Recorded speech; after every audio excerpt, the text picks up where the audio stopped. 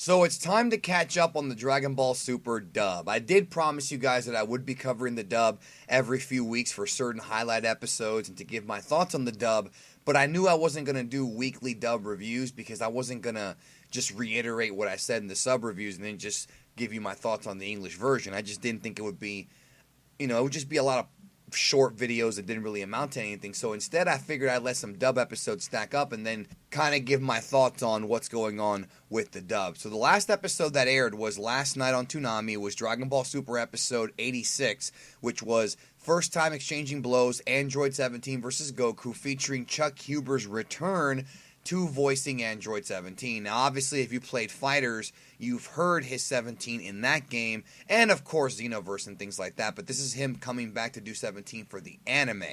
Now, Chuck Huber was already in Dragon Ball Super because he also voices Pilaf, and Pilaf was a relatively heard character, I guess you could say, for the Trunks arc and the Battle of Gods arc.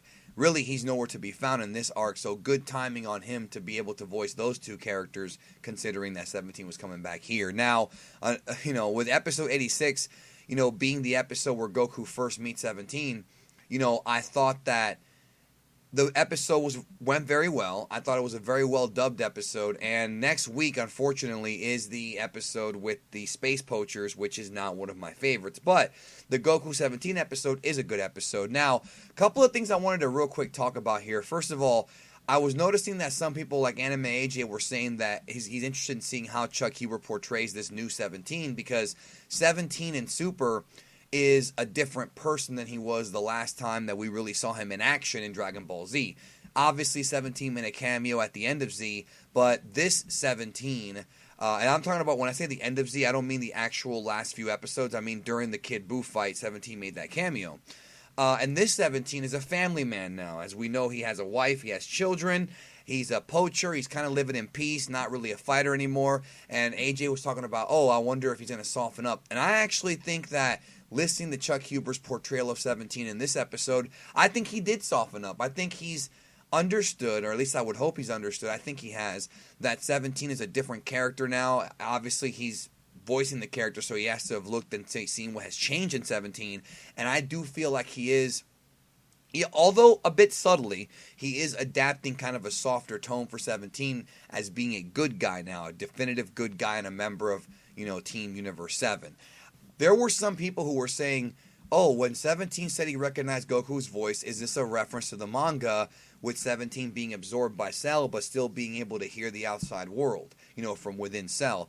And it could be, but no, in the original, if I remember correctly, in the original Japanese, this was a reference to the fact that when they were getting the energy together for the Genki Dama to finish off Buu, Goku's voice was heard all over the world. And I felt like that was a very interesting, situation, how 17 knows what Goku sounds like, but he never actually met him until now. But it's not so much Cell. I think they were more so referencing that, although it could be from when 17 was inside of Cell, because that was something that Toyotaro brought up in the manga, and it would make sense, I would say, to a degree. I had forgotten just how gorgeous the backgrounds were for this episode, and how gorgeous, like, that sunset kind of look was, reminding me of the old, like, Ryu level from Street Fighter 2. I forgot how great it was. And actually, when this episode aired on Fuji TV for the first time in Japan, it was actually when I was at Star Wars Celebration Orlando last April, because I remember vividly doing the review on my old laptop in the hotel room, that Saturday evening. And it's good to hear Chuck Huber back at 17. It's going to be interesting to see how he does. I don't know if he's even aware. I'm sure he is by now that 17 ends up being the winner of this thing. So, curious to see where that story goes. Now, I also want to give a big shout out to Josh Martin's portrayal of Skinny Fat Buu from the recent episode of Super where Goku fought him. I was wondering if and I was very happy about this, okay? When Skinny Fat Buu was a thing, when Majin Buu lost the weight and fought Goku, I was wondering if they were going to go with the Super Buu voice, I think it was Justin Cook, produce, if they were going to go with that voice, or if they were going to have Martin do Skinny Fat Buu, and they had Martin do it. And I was very happy, because you have to remember that Super Buu, from Z, is not the same as Skinny Fat Buu. They might have similar features in the way their body shape is, and of course, it's still Majin Buu, but Fat Buu losing weight was Skinny Fat Buu, whereas Super Buu was Evil Buu absorbing Fat Buu, and they are different. I mean, obviously the voice is very, very different for Evil Buu in comparison to Skinny Fat Buu. So I was happy that they did a great job with that, and it was good to see Chris Rager voicing Mr. Satan as always. He's been fantastic throughout this entire thing. And the same goes for Monica Rial and Ian Sinclair during the episodes where Whis gave birth to Bra, aka Bulla. Now, I want to real quick touch on that. I've seen people literally complaining about the dub every week, and there are valid complaints to be made. However, complaining about the dub referring to Bra as Bulla. Now, I'm one of the biggest proponents that her name should be Bra. Obviously, in the Japanese version, her name is Buddha, which is Bra, but it can be translated as Bulla, and the reason why it was because of censorship. You can't have a character on TV named Bra. But there were people who were mad at the fact that Bra is named Bulla, and it's like, well, wait a minute, that was her name in Dragon Ball Z. Same thing with SAIYAN being pronounced Saiyan and not SAIYAN. Same thing with Mr. Satan still being called Hercule in the censored version of Dragon Ball Super, which just started airing in Australia, actually. They have a censored version of Super that we don't have here, with more, cleanups. Same thing with, all the dub names. And I think it's a little bit silly to get upset and angry at the Super dub for being consistent with the old Z/Kai dub. Even if you don't like the Z dub and you like the Kai dub has some unusual changes here and there where they went back and forth on certain attack moves and things like that. But Krillin's name in the Japanese version is Kuririn, and if they called him something else in Super, people are going to be like, well, wait a minute, that's Krillin. You can't just change Bulla's name to Bra without any explanation. At least with Mr. Satan, they compromised by calling him Hercule Satan in some of the old Z tapes, as well as Mr. Satan in the uncut, Kai. So I just think it's a little bit ridiculous to get angry at the fact that the dubs is calling him Goku and not Son Goku when they've never called him Son Goku except for one time. I think that's just a waste of time to get mad at. And another thing that's a waste of time to get mad at is this whole thing with the Pride Troopers. So apparently some people think that the Pride Troopers being voiced by African Americans is, a bad thing. I don't really see why this is a problem. If somebody can deliver a voice good, it doesn't matter what ethnicity they are, or what color they are, or what gender they are. If they can deliver a voice good, this shouldn't be a problem. And I personally like Toppo's voice tremendously. I think he's great. Jiren's voice from Xenoverse 2 was in need of refinement, but still good. And there are rumors going around talking about how all of the Universe 11 Pride Troopers are being voiced by black actors, African American actors. And I personally don't see it being a problem as long as the actors are actually good in their roles. And from what I've heard so far, I think they're great. I like what we've heard so far. But, I think whoever's best for the role, whoever can perform the voice close to the Japanese version, or at least close to the spirit of the Japanese version and the character, that should be the most important thing. And I just think that complaining about something like that, especially since it's unsubstantiated, we don't know if every member of Universe 11 is black or played by a black actor, but if they are, I personally don't see that as being an issue.